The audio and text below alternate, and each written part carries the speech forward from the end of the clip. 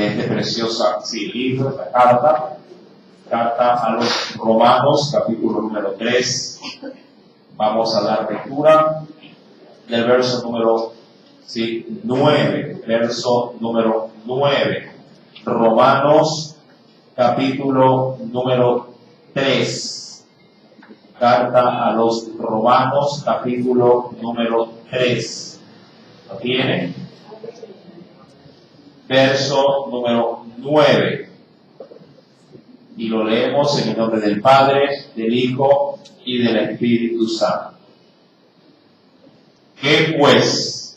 ¿Somos nosotros mejores que ellos? En ninguna manera. Pues ya hemos acusado a judíos y a gentiles que todos están bajo pecado. ¿Podría leer, por favor, el texto nuevamente a una sola voz, tu iglesia? ¿Qué pues? ¿Somos nosotros mejores que ellos? En ninguna manera. Pues ya hemos acusado a judíos y a gentiles que todos están bajo pecado. Amén. Hasta ahí la lectura. Vamos a inclinar el rostro. Hagamos una breve oración.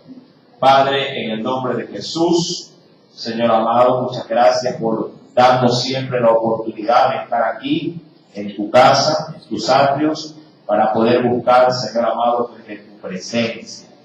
Ahora, oh Dios, contempla en medio de tu pueblo, Padre, que podamos también todos recibir bendición completa. Es decir, que tu pueblo que falta todavía por llegar pueda apresurar sus pasos, oh Dios, y de esta forma, oh Padre Celestial, todos y cada uno de ellos, Señor amado, recibir enteramente de tus bendiciones. De la misma forma, contempla también a cada pequeño que ha subido. Mira, oh Dios, ellos van a ser instruidos también conforme a la gracia y a la misericordia tuya, oh Dios, para poder aprender de tus mandamientos. Guárdalos también a ellos. Ministra también sus vidas, Espíritu Santo. Te lo suplico, oh Dios, en nombre de Jesús de Nazaret, que en esta preciosa noche, oh Dios, tu gracia, pues se manifieste de una manera grande, oh Dios. Te lo suplico nuevamente en el nombre de Jesús y te doy las gracias, Padre, gracias, Hijo, y gracias, Espíritu Santo. Amén. Cuando vamos al libro de Génesis, quisiera por favor recordar un breve pasaje, y esto como introducción. Sí, Génesis, allá en el capítulo número 5, esto sí me recuerda al texto que se leyó allá en Romanos, capítulo número 3, verso 9, me recuerda o me trae a la memoria Génesis capítulo 5, capítulo 6, verso número 5, Génesis 6, verso número 5, que Dios en un determinado tiempo pasó una radiografía sobre la raza humana, ¿sí? Y cuando lo hizo, penosamente halló un tumor, ¿sí?, en todo ser viviente. Cuando uno va a Génesis 6, verso 5, dice la Biblia, y vio Jehová que la maldad de los hombres era mucha en la tierra, y que todo designio, es decir, todo propósito, ¿sí?, de los pensamientos del corazón de ellos era de continuo solamente el mal. Y cuando Dios hizo ese escáner en la raza humana, penosamente encontró un tumor, y ese tumor era el pecado, el mal. Y eso fue lo que impulsó a Dios tomar una medida quirúrgica, es decir, aplicar por medio del diluvio una especie como que de práctica de extirpación de esa maldad de sobre toda la faz de la tierra, dejando obviamente solo aquello que él pensó que era loable poderlo dejar implantado, sí, como una especie de oportunidad para que el hombre pudiese enmendar todo ese mal. Y es ahí donde Dios separó a Noé y a su familia. Cuando vamos a la carta a los Romanos, que es el capítulo 13 que nos compete en esta mañana, Sí, lo tomé en Génesis solo como una referencia de partida. Dice la Biblia que, sí, versículo 9, que no hay ningún tampoco ser que haya podido ser hallado inocente. Dice la Biblia que todos son culpables. Y de hecho, en los 3 primeros capítulos, sobre todo del capítulo 1 al capítulo número 3 hasta el verso 9, Pablo ha ido ahondando y ha ido de alguna manera escarbando para poder ver el mal comportamiento del ser humano y obviamente la culpabilidad de este. Solo como para refrescarnos en algo la memoria, cuando uno va al capítulo 1, por favor retroceda tan solamente una página, creo yo. En el capítulo número 1, mira lo que nos dice el Señor. En el versículo número 28, dice la Biblia, y como ellos, y lo habla en plural porque habla de la raza humana, y como ellos no aprobaron tener en cuenta a Dios, Dios los entregó a una mente reprobada. Y en función de eso, ellos ¿qué hicieron? Al hacer cosas que no conviene, y en el verso 29 aún ahonda en estos males diciendo, estando atestados, es decir, sobremaneramente llenos de toda injusticia, fornicación, perversidad, avaricia, maldad, llenos de envidia, homicidios, contiendas, engaños, malignidades, murmuradores, detractores, aborrecedores de Dios, injuriosos, soberbios, altivos, inventores de males, desobedientes a los padres, necios, desleales, sin afecto natural, implacables, sin misericordia, y la lista parece interminable. La pregunta es, ¿de quién habla Dios? ¿Del diablo? No, del hombre. Habla del hombre. Habla penosamente de esa creación sublime que Dios un día, con gran esmero, hizo allí en el huerto del Edén. Pero claro, al corromperse no pudo volver a su estado inicial. Y de ahí en adelante, amado hermano, el hombre penosamente ha llenado la tierra, no solo de habitantes, sino también de maldad. De ahí que no es extraño cuando usted prende el televisor o ve las noticias, crímenes por doquier, robos y asaltos, hurtos, violaciones, guerras. Sí, en la lista también se volvería, digo yo en Crónica Roja, se volvería interminable. Y uno a veces se rasca la cabeza o cansado de ver, fastidiado, y se apaga porque todo es muerte, todo es desgracia, todo es calamidad. No sé en qué mundo que vivimos, en el mundo en que vivimos. Amado, penosamente esa es la realidad de nuestra raza. La raza humana ha sido hallado, como lo dice el versículo 9, culpables y culpables. Y ese es el tema en esta noche, culpables. El hombre es culpable. No puede el hombre, bajo ningún aspecto, ser considerado a sí mismo como alguien inocente del juicio. Llamado el hombre, por su naturaleza casi caída, por su concupiscencia, arrastra, guste o no le guste, culpabilidad. Quisiera más bien, tratando de levantar un poquito el ánimo con respecto a este tema, si uno va al mismo libro de Romanos, pero un capítulo más adelante, capítulo 4, verso número 8, dice la Biblia, bienaventurado el varón, porque Dios desea encontrar varones, y cuando habla de varones no habla del sexo, del masculino, sino que habla del género humano como tal. Dice la Biblia, bienaventurado el varón, a quien el Señor no inculpe de qué, de pecado. Sería, mi amado hermano, digo yo, delante de Dios el mayor gran logro que pueda llegar a darle a Dios, que en él no se halle pecado. Penosamente el hombre alberga pecado, y no uno, sino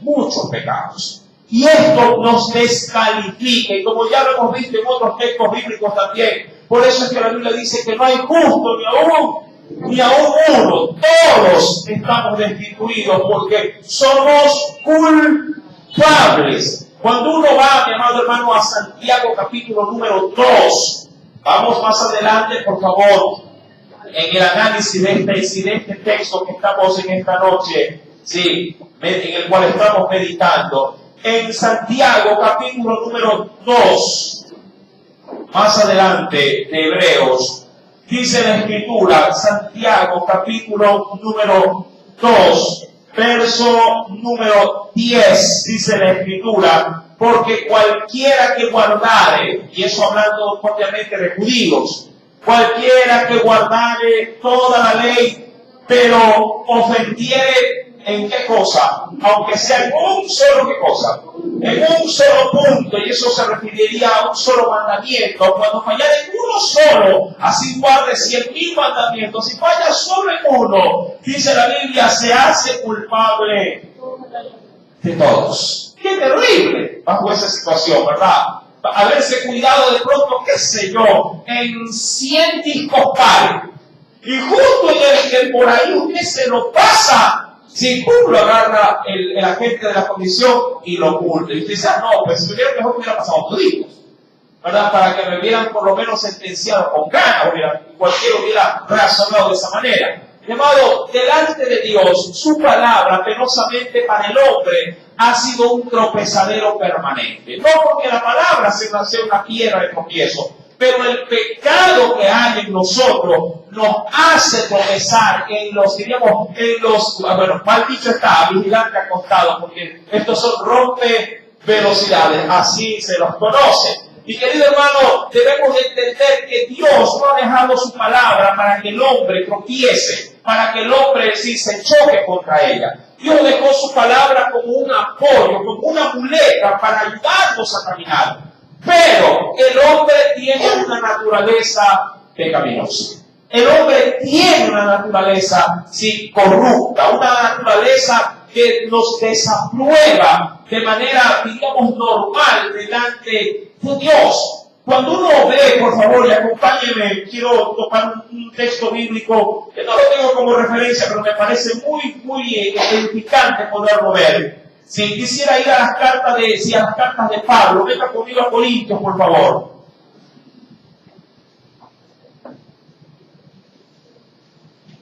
Veamos una apreciación de lo que Pablo menciona con respecto a esto. Romanos, no Corintios, más adelante. Me estoy saltando demasiado. Romanos, en el capítulo número 7, mira lo que nos dice el Espíritu Santo en esta hora. Y yo creo que todos los que estamos aquí en esta noche, en algo nos identificamos con Pablo. Romanos capítulo 7, ¿lo tiene? Carta a los Romanos capítulo número 7. Mira por favor lo que nos dice desde el versículo número 15. Pablo, cuando habla acerca de esto, lo habla ya no como creyente, no como cristiano, lo habla como un ser humano identificado con otros seres humanos. Y dice la Biblia, porque lo que hago, ¿lo tiene? Porque lo que hago no lo entiendo, dice Pablo, pues no hago lo que quiero, sino lo que aborrezco, eso hago. Ahora, en el contexto, porque más adelante va a estar sin la razón de lo que está hablando, si Pablo está de alguna forma con estas palabras, transfiriendo o dando a conocer un mal que tiene todo ser humano, por muy redimido que éste sea. Dios, es verdad, con su Hijo nos trajo salvación, pero todavía en nosotros no se opera la santificación de manera completa. Sí, es verdad, Dios nos ha hecho santos, sí, pero bajo el término santo de lo que es separado para Él. Dios nos ha dedicado a Él. Pero en el proceso de esa dedicación, penosamente le fallamos. Penosamente tropezamos. Penosamente en el crecimiento nos damos contra la pared y nos equivocamos en demasía. Mira lo que dice Pablo en el versículo número 15. Voy a leer de ahí en adelante. Dice el Señor, porque lo que hago hablando obviamente de aquello que él pudiera llegar a realizar, pero que no está él mismo de acuerdo con aquello que hace. Dice, no lo entiendo. Yo le pregunto a usted, y sea muy honesto en su respuesta. Sí, obviamente, respóndase a su corazón. No quiero escucharlo, solamente que usted dé su versión de los hechos. Usted en algún momento, sin tener una pistola en la sien, llegó a mentir. Como creyente, ya le digo esto, como hijo de Dios, llegó a mentirle a alguien, ya como creyente, ya como conocedor de la Biblia, cuando le dijeron tal cosa, usted dijo, sí, ya lo hice. Y cuando se da cuenta, corre a hacerlo, para que cuando de pronto llegue la persona vea que sí, ya está hecho. Pero ojo, mintió. Y cuando lo estaba haciendo, no recibió en ese preciso momento, esa espina, ese hincón del espíritu que le decía, pero ¿por qué mentiste? ¿Por qué me hiciste de la mentira una necesidad? Mejor lo hubieras dicho, no lo he hecho todavía. Pero claro, en nosotros está el querer estar o quedar bien con los demás. Mi amado hermano, dice la Escritura, y eso como por citar solo ese ejemplo, dice la Biblia en el verso 16, y si lo que no quiero, ¿amén? ¿Lo tienen? Esto hago. Es decir, y si de pronto no queriendo mentir, pero miento, ¿qué dice la Biblia? Apruebo que la ley, la que me enseña a mí que no se debe mentir, apruebo con mi acción, con mi mala acción, apruebo que la ley es buena, es correcta. Y dice más adelante, de manera que ya no soy yo quien hace aquello, sino el pecado que mora en mí. Ahora, esto debe de ser visto de una manera pero muy objetiva, porque alguien puede llegar a creer y pensar y decir, hermano, yo soy, ¿verdad? Un hijo de Dios, un siervo de Dios. Sí, es verdad, peco, pero no soy yo, sino el pecado que mora en mí. Y parece ser que hay quienes pueden caminar por la vida aislándose en un mismo estuche, aislándose de las responsabilidades o de las cosas negativas que yo pudiera evitar hacerlas, pero como soy de naturaleza caída, diríamos, me lavo las manos y digo, es el pecado que mora en mí. De hecho, sé que hay congregaciones que no hacen diferencia entre pecar y no pecar, y aducen que siguen siendo santos en el sentido de que ellos se mantienen en espíritu intachables, aun cuando con el cuerpo pueden así tener las caídas o los rebalones que puedan llegar a cometer. Igual ellos dicen, mi espíritu sigue intacto. Es como tratar de decir, yo no me pegué, fue mi mano. Él es el culpable, pero Dios sabe que yo te amo en mi corazón. Y ¡pum! Le saca otro puñetazo. Mi amado hermano, esto es como queriendo ser práctico, vuelvo y repito. Usted debe de tener en consideración que si bien es cierto, el pecado, con la naturaleza pecaminosa, está aún en el creyente. Está todavía, ejerciendo presión sobre nuestra carne. El creyente bien puede, amado hermano, armarse de las armas del Señor para contrarrestar toda acechanza, sea externa o interna, que podamos tener. Cuando hablo de externo, hablo de dos entidades, el mundo y el diablo. Y cuando hablo de interno, hablo de mis concupiscencias, mis deseos desordenados. El hombre, el creyente, el Hijo de Dios, tiene estos tres campos de batalla. Amén. El diablo por un lado, el mundo por otro lado, y mi concupiscencia. Claro, cuando hablamos de este tema, aíslo al diablo, aíslo al mundo. Solamente me quedo con mi concupiscencia. Y es ahí, mi amado, donde Pablo, cuando luego de analizar Romanos en el capítulo 3, dice que el hombre por naturaleza, por su concupiscencia, es considerado culpable, no sale airoso, no sale limpio. Termino de leer Romanos 7 antes de retomar Romanos 3. Dice la Escritura en el versículo número 18, y yo sé que en mí, esto es, en mi carne, hablando no del soma o del cuerpo, del griego carne es soma, pero no se refiere al soma, no se refiere al cuerpo, se refiere básicamente a los impulsos que el cuerpo tiene. ¿Sí?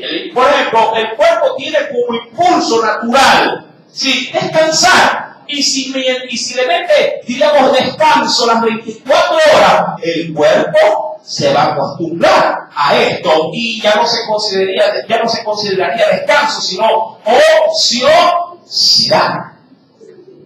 El cuerpo, amado hermano, es moldeable a esto, porque el cuerpo tiene esa naturaleza, esa inclinación. Si el hombre quisiera ganar dinero sin tener que trabajar, mejor todavía, ¿verdad? Dice la Escritura, versículo 18, yo sé que en mí, esto es, en mi carne, no mora el bien. Ojo, por eso que bien Jesús supo pararle el carro a ese hombre que se consideraba justo, diciéndole, maestro, bueno, le dijo él. Claro, lo hizo para elogiar a Jesús, pero también para barnizarse. Él, siendo obviamente notorio de que él también, como Jesús, sería bueno. Más adelante saldría esto.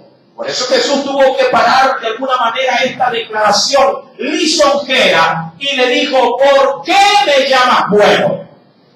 Porque como ser humano, identificado con la raza humana, no hay hombres buenos. Solo uno es bueno, Dios. Amén. Ahora, dice más adelante, versículo 18 estamos, y yo sé que en mí, esto es, en mi carne, no mora el bien, porque el querer, dice acá, el bien está en ti, ojo, el querer, pero no el hacer, ¿sí? No el hacerlo. Verso 19, porque no hago el bien que quiero, sino el mal que no quiero.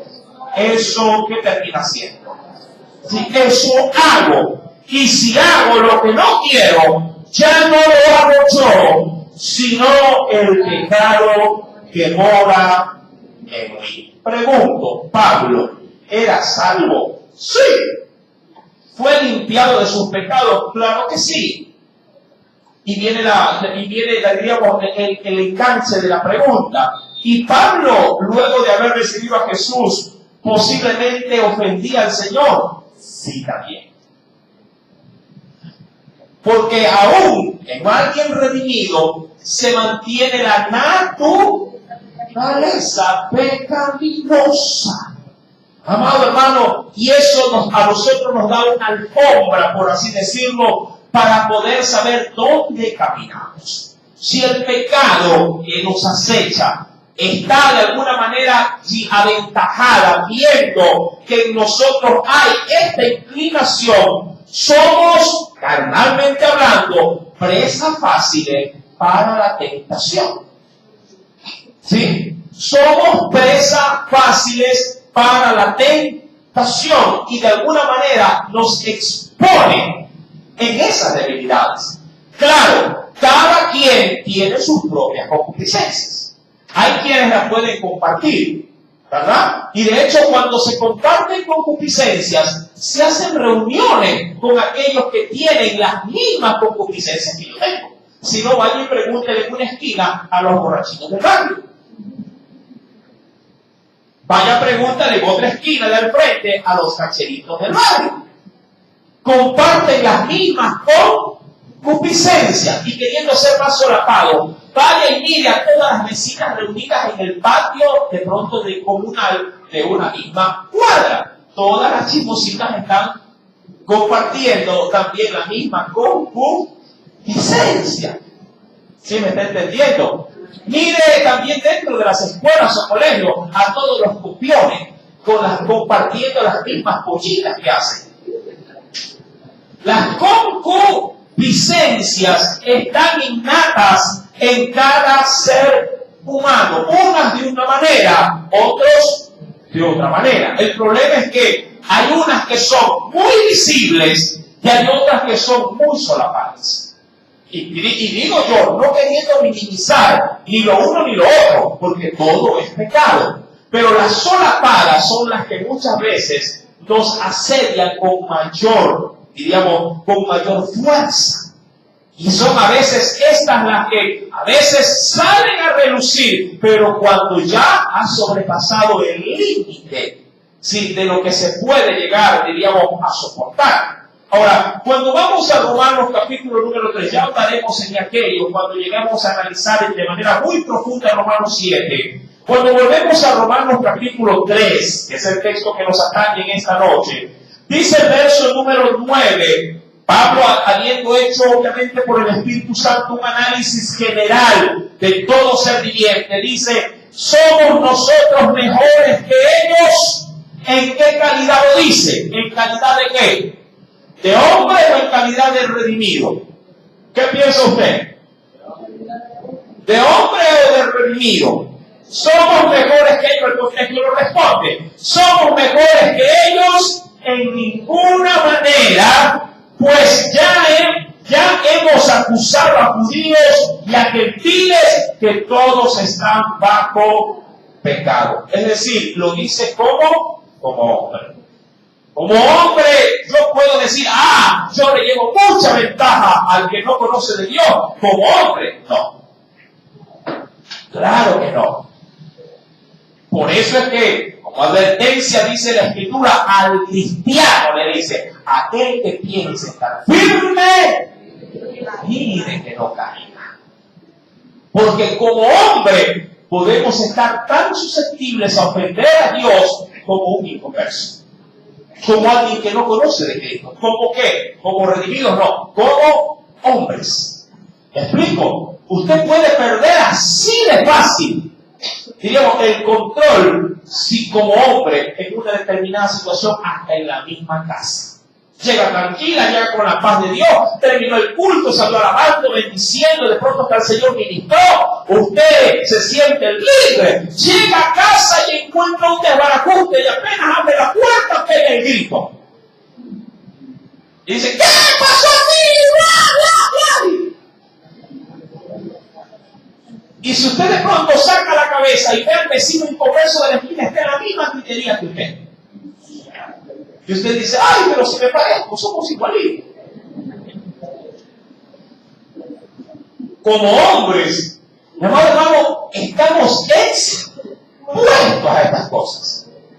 Y es por eso que la advertencia de Dios es para, obviamente, estar no solo alertas de la exposición a la que nos encontramos, sino para tomar también las medidas a fin de que esto no sea en nosotros un mal recurrente. No digo que el mal va a desaparecer por completo. Esa es la meta, que desaparezca por completo cualquier concupiscencia de nosotros. Pero en el proceso van a haber muchos errores. Van a haber muchas fallas, va a existir un sinnúmero de pronto de tropiezos que nos tienen que dejar como moraleja el no volverlo a hacer.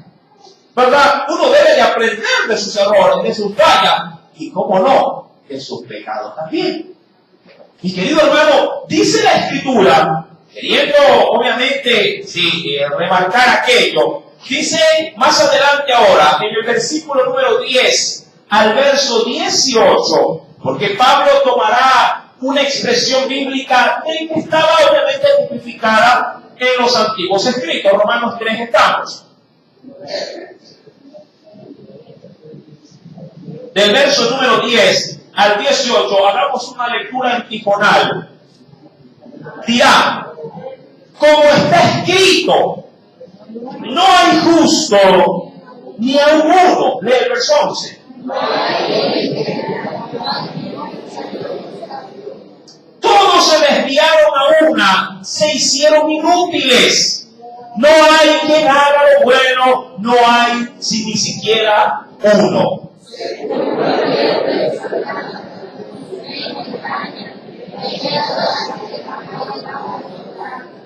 Ahora, este el término veneno de áspide es veneno de nido de culebra, se refiere. Sí, veneno de nido de serpientes hay debajo de sus labios. Verso 14, su boca está llena de maldición y de amargura. Verso 15, léalo.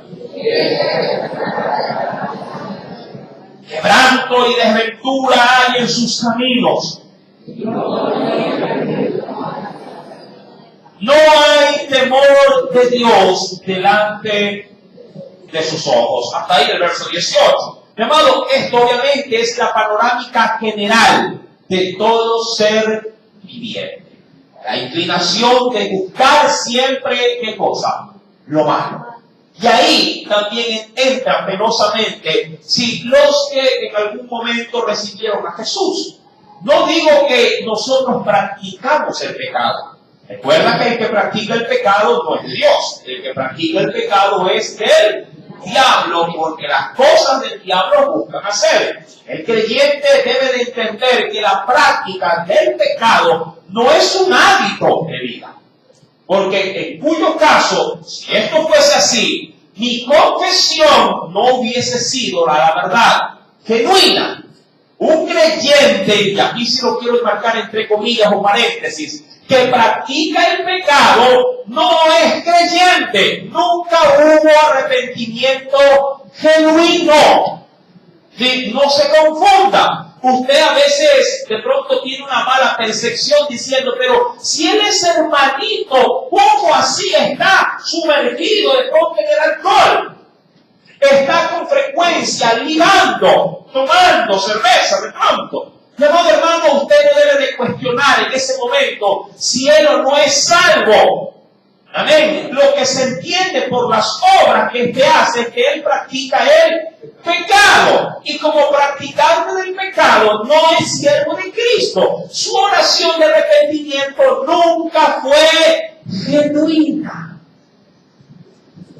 ¿Me explico? Cuando hay un arrepentimiento genuino en el creyente, obra el Espíritu Santo los cambios para poder transformar la vida de ese hombre que fue pecador. No digo que no fracasará, que en algún momento no llegará a tropezar en algo, pero ese hombre evitará a toda costa que el pecado sea el que lo vuelva a dominar. Porque su arrepentimiento fue genuino, ¿sí me entiende? Fue genuino. Usted no le puede decir a una persona que en algún momento fue esclava de pronto de pasiones, hablando de deseos desordenados. Sí, luego de haber venido a Cristo, continúa y sigue y sigue y sigue y sigue. La pregunta es, ¿fue salvo algún día? No, nunca lo fue. Y dirán muchos, pero sí habló, sí, pero la confesión debe de ir enlazada con la forma de vivir, con las acciones. De hecho, en la carta de Santiago, acompáñeme por favor, porque Santiago tiene también su forma de ver este estándar de fe. En la carta de Santiago, ¿lo tiene?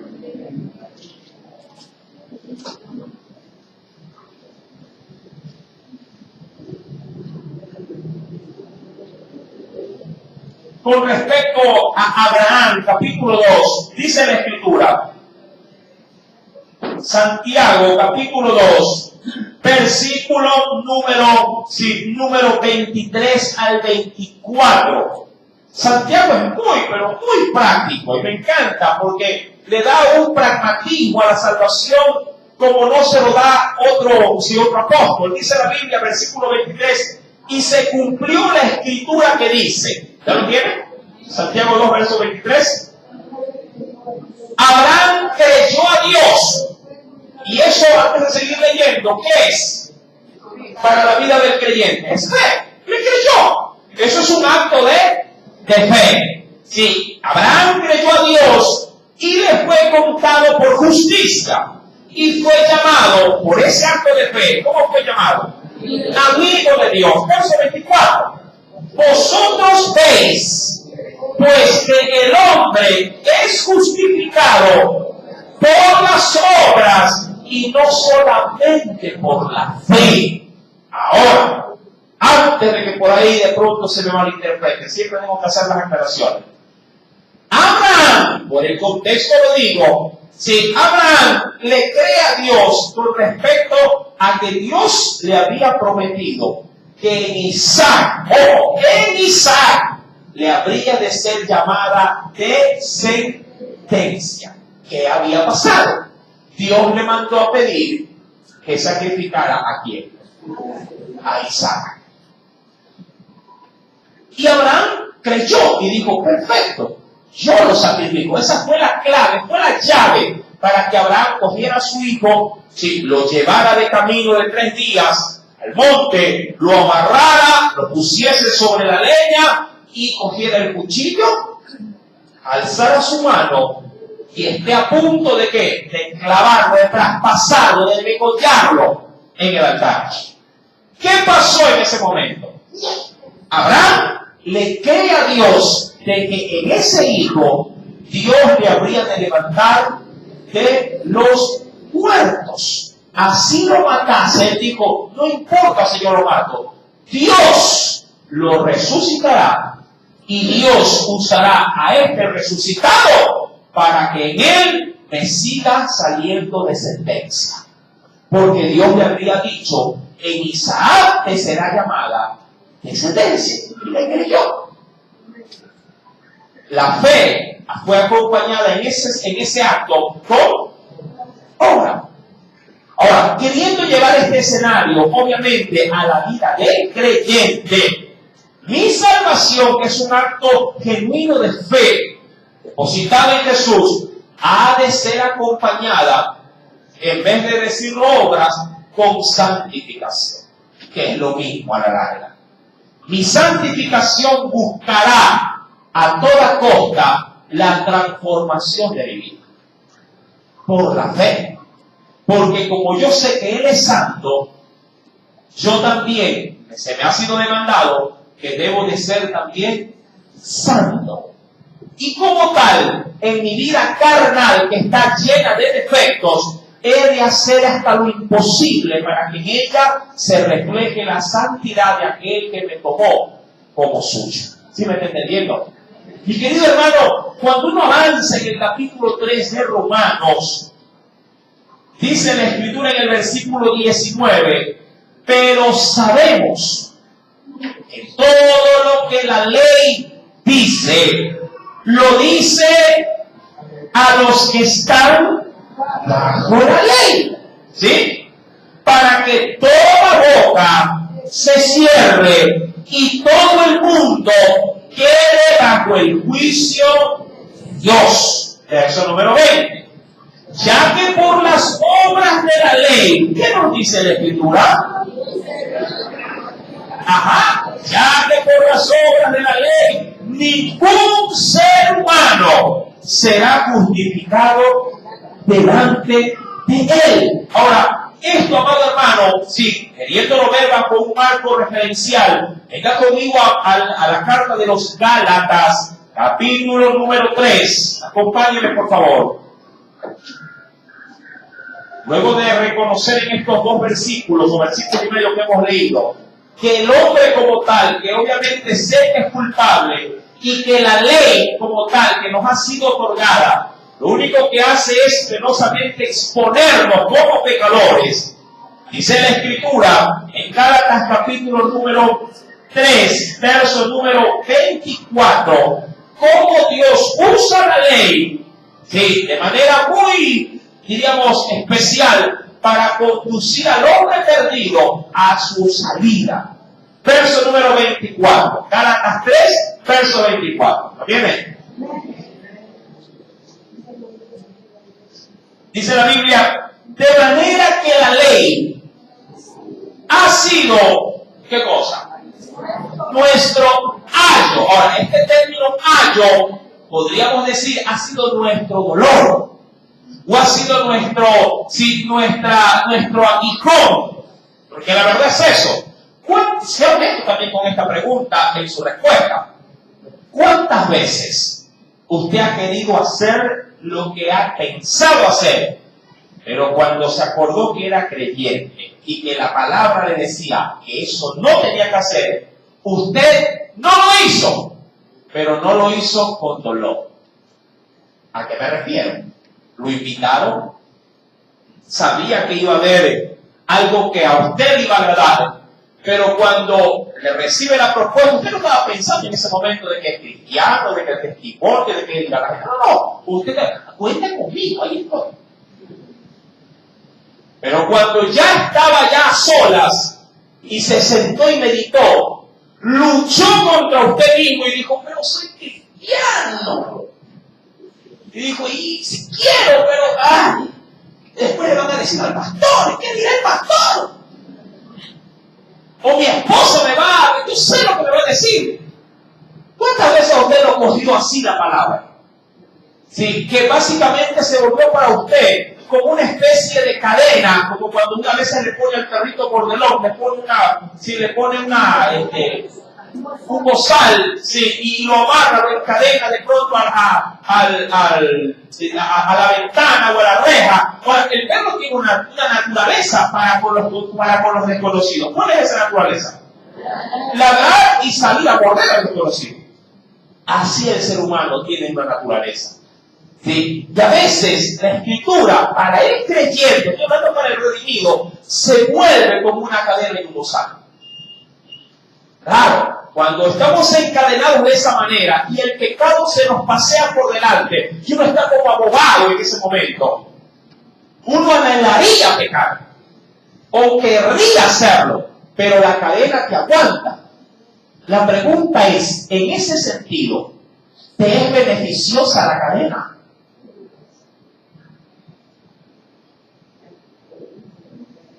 ¿Te beneficia la cadena? Si tú fueses el dueño de ese perro, y quiero poner al dueño a Dios ahí, tú estás ahí en la cadena, sí, amarrado, y su palabra es, ¿tú crees que a veces Dios no dirá, bueno, hoy le voy a aflojar la cadena? Y vamos a ver qué hace este perrito.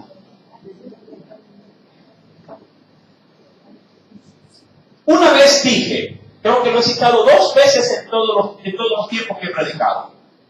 Muchos dicen, y voy a ser de pronto muy grave con el ejemplo, muchos dicen que nunca caerían en adulterio. Dicen que nunca caerían en adulterio. Y es creíble, pero es creíble solo porque Dios no te somete bajo esa tentación, porque Él te tiene amarrado con la cadena. Porque si Dios no tuviese esa cadena y se te presentase una tentación de adulterio como la que vivió José, muchos no saldrían corriendo desnudos. Y estoy hablando no de inconversos, estoy hablando de pueblo cristiano, general, claro, quiero ser genérico, todos los creyentes.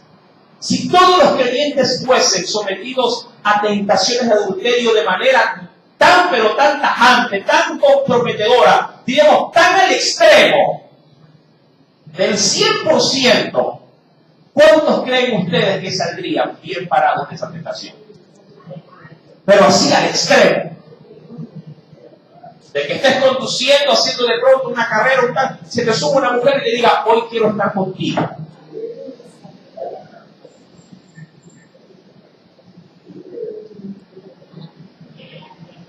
Y tú te refrendo, bájate en el nombre de Jesús.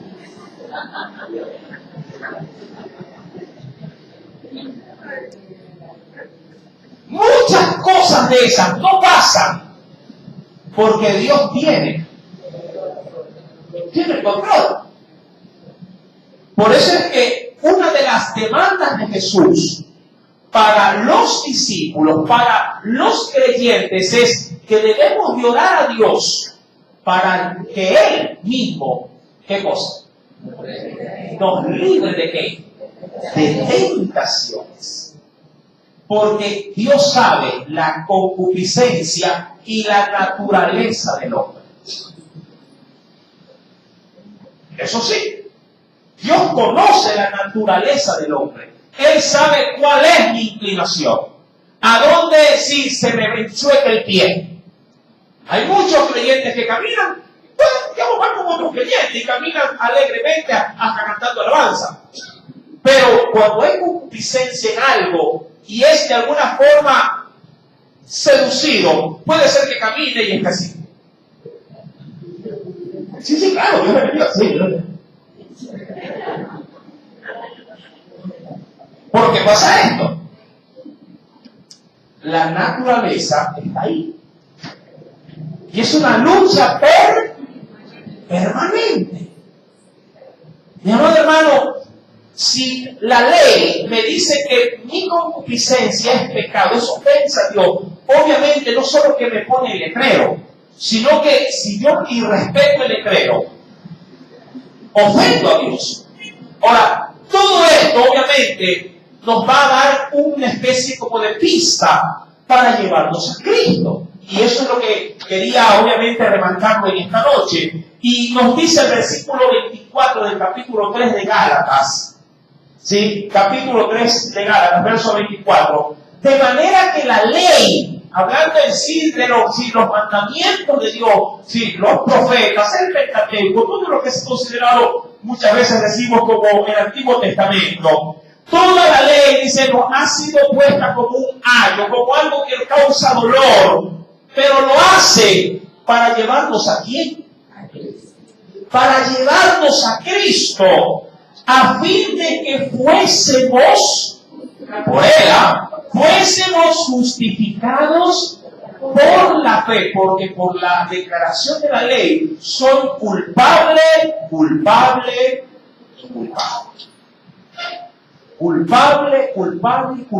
Y ese es el tema de esta noche. El hombre, por naturaleza, será siempre hallado culpable, nunca inocente. Ahora, dice la Escritura, retomando por favor en parte lo que decía Romanos capítulo 3, versículo número 20, ya que por las obras de la ley ningún ser humano es justificado. Ahora, dirá cualquiera, ¿y ahora qué hago? La ley me dice que mentir es pecado, y si no miento, no vendo. Dirá un comerciante de pronto. Si no miento, no vendo. Si no estafo, no gano. Si no le pongo un poquito más a la balanza, te perjudico. ¿Cuántas veces pasa eso en un mercado? El otro día fui a comprar pescado libriado, no que es la picudo, por lo general el que suele meterlo.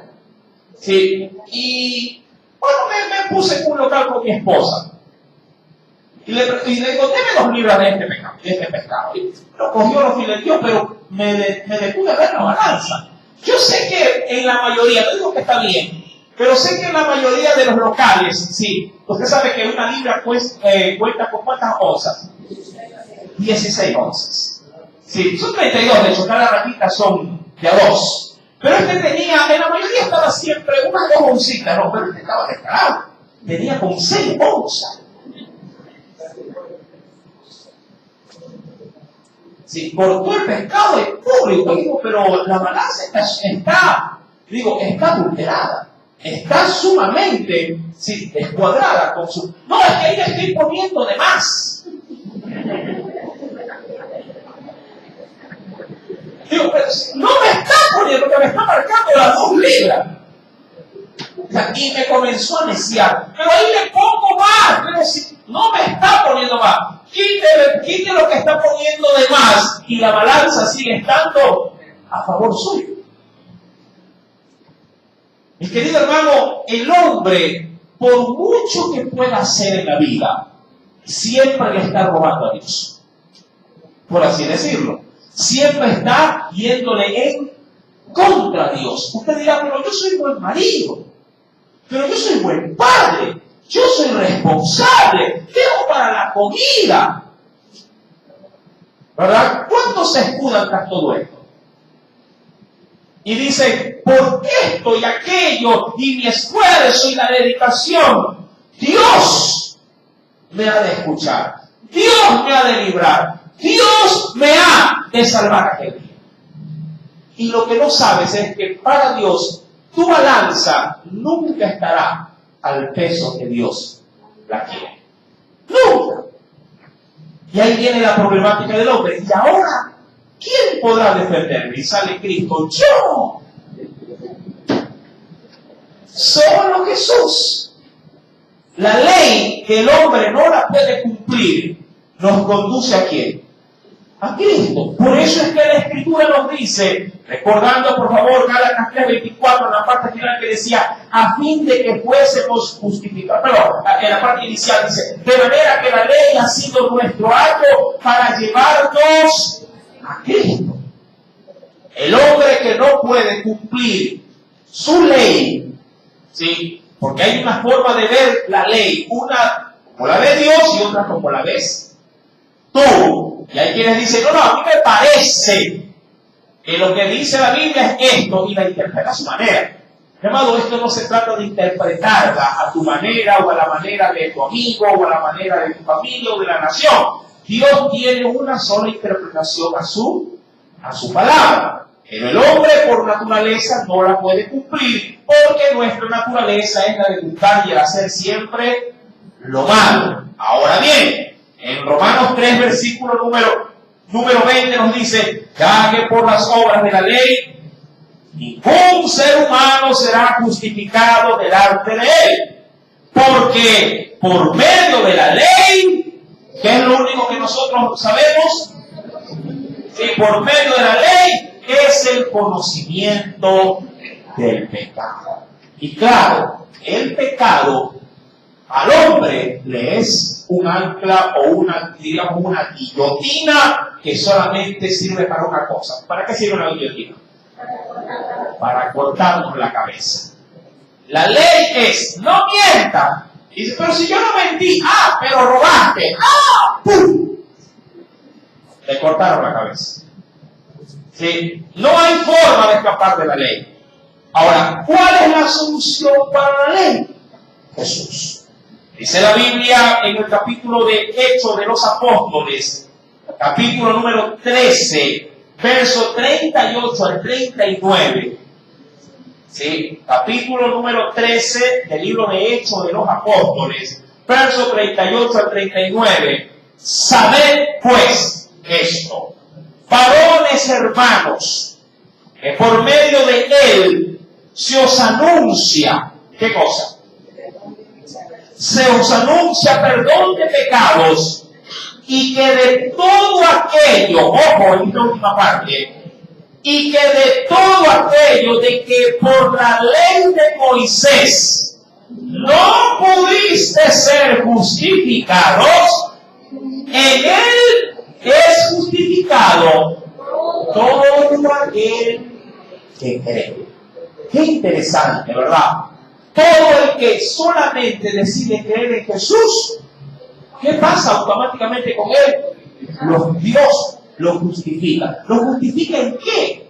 En que ya no es culpable. En que ya no es, condenado. En que solamente por haber creído en su Hijo, automáticamente recibe libertad de la cárcel. Así de sencillo. El hombre por naturaleza es pecador, culpable, cárcel, si me lo quiero ver de esa manera. Jesús pasa por los pasillos de esa celda y dice, ¿quién quiere ser libre y tiene la llave que la quita? ¿Quién quiere salir? Pregunto, ¿qué hombre no quisiera salir de la cárcel? ¿Conoce a alguien que haya decidido, no, yo me quiero quedar aquí un poquito más, está bonito aquí? Mi amado hermano, Jesús se pasea por las llaves y pregunta a los que están encerrados, ¿quién quiere ser libre? La gente lo primero que preguntaría es, ¿y qué me va a costar? ¿Y qué debo de hacer? ¿Y cuánto tengo que pagar? Y Jesús le dice, nada, yo ya lo pagué todo. Sal, pero y de ahí en adelante, de ahí en adelante me sigues. De ahí en adelante me sigues, porque esa era la condicionante. Deja las redes y ven y sígueme. Y el seguirlo implica el obedecerlo. El seguirlo implica imitarlo. ¿Sí me entiende? De ahí que todo hecho, digamos, un guiñapo, seguimos a Jesús y en el camino Dios nos va quitando el atuendo de bufón y nos va dando el atuendo de príncipe. Antes éramos una burla para el mundo. En Cristo ahora somos reyes y sacerdotes. ¡Qué gran diferencia! Amado, estos textos son concluyentes, ya que la Escritura, aún más, cuando uno va a Gálatas capítulo 2, verso número 16, nos dice el Señor, Gálatas capítulo 2, con esto concluyo. Gálatas 2, verso 16 nos dice, sabiendo que el hombre no es justificado por las obras de la ley, sino por la fe de Jesucristo, nosotros también, se incluye ahí el autor bíblico, nosotros también hemos creído en Jesucristo para ser justificados por la fe de Cristo y no por las obras de la ley, por cuanto por las obras de la ley nadie será justificado. Nadie, si queriendo hacer esto, aquello y aquello, va a decir, ya estoy en el cielo. No. Voy a hacer buenas obras, voy a dar comida a los pobres. Hay gente que, sobre todo en épocas navideñas, está confundida viendo gente debajo de los puentes. Y piensa que al hacerlo gana puntos con el de arriba. Nadie gana puntos haciendo buenas obras.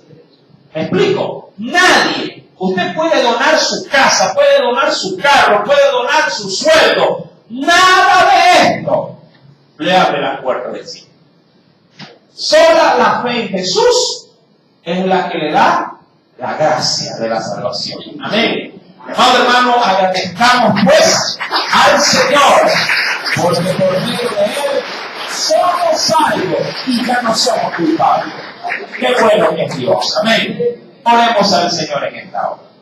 Padre, en el nombre de Jesús, muchísimas gracias en esta noche, no solo por haber mencionado, oh Dios, el mal de la humanidad en el cual estábamos inmersos, sino por haber también mencionado, Padre, al autor de la vida, que nos sacó de ese túnel sin fondo, de ese abismo en el cual nos encontrábamos sumamente sumergidos. Pero esa advertencia que hoy tú nos haces conlleva también una demanda. Sí, por gracia he sido salvado. Pero esa libertad que tú me diste no puede ser ocasión de burla. No puede ser un detonante para mí de libertinaje. He de cuidar, como también lo decía el apóstol Pablo, de esa salvación con temor y con temor. Señor amado, permíteme no solo honrar la justificación que ha venido a través de Jesús, sino también el poder anunciar a aquellos perdidos que pueden estar en mis alrededores, mi entorno, mis compañeros, mis amigos, mi familia. Ellos son culpables si no te tienen a ti, e irán al castigo si se mantienen en su impertinencia. Espíritu Santo, dame palabras para ellos. Dame, oh Dios, la forma, el medio por el cual el Evangelio que hoy a mí me ha sido anunciado, le pueda también ser anunciado a ellos. ¿Qué boca vas a usar? Usa la mía, Señor. Envíame a mí, oh Dios, a ser un pregonero de salvación a aquellos que están perdidos en mi entorno. Te lo imploro, mi Dios, en el nombre de Jesús. Amén y amén. Que Dios me los bendiga y la gloria sea solamente de Dios. Aleluya. Se recuerda, si consultaba a mi hermana, pudiera, por la derecha.